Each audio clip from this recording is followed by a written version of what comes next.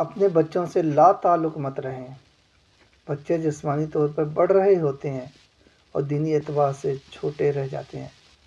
وہ کھانا تو پیٹ بھر کر کھا رہے ہوتے ہیں مگر محبت، تعلق اور ساتھ کے بھوک رہ جاتے ہیں۔ زمانہ پہلے جیسا نہیں رہا۔ جو دن آپ اپنے بچوں سے لا تعلق ہو کر گزارتے ہیں اس دن اس کی عقل پہ 10ویں برے خیالات کا حملہ ہوتا ہے۔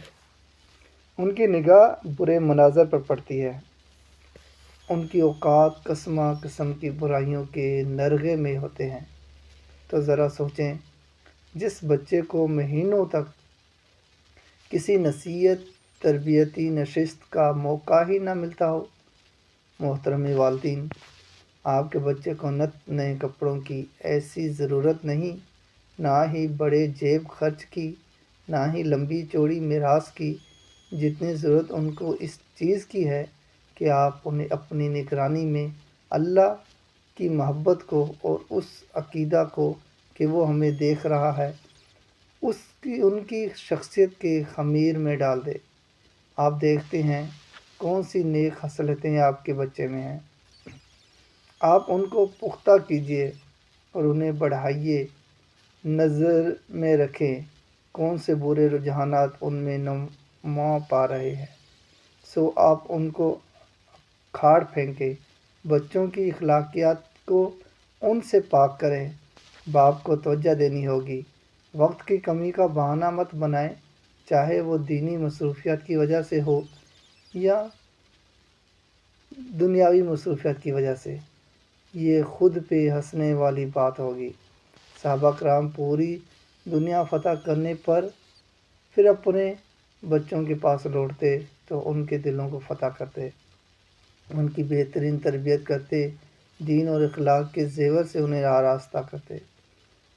اس فرض سے پہلو تہی مت کیجیے، کیونکہ باپ کی چھاپ اور ماں کا پیار بچے کو ان دونوں کی ضرورت رہتی ہے۔ یہ عذر بھی مت تراشیے کہ آپ ان کے لیے رزق کی تلاش میں مصروف ہوتے ہیں، کیونکہ بہت برا ہے وہ رزق جس کے نتیجے میں امت کا ایک ایسی نسل ملے جس کے جسم تو خوب تند اور توانا ہوں مگر اخلاق پستہ اور کمزور۔ زمانہ بہت مشکل ہوگا اور بچے باخدا معصوم ہوتے ہیں ہمارے مقابلے میں۔ اس عمر میں اب انہیں بہت زیادہ توجہ درکار ہوتی ہے۔ آج کے فتنے اور آزمائشیں بہت مختلف ہیں۔ اپنے گھروں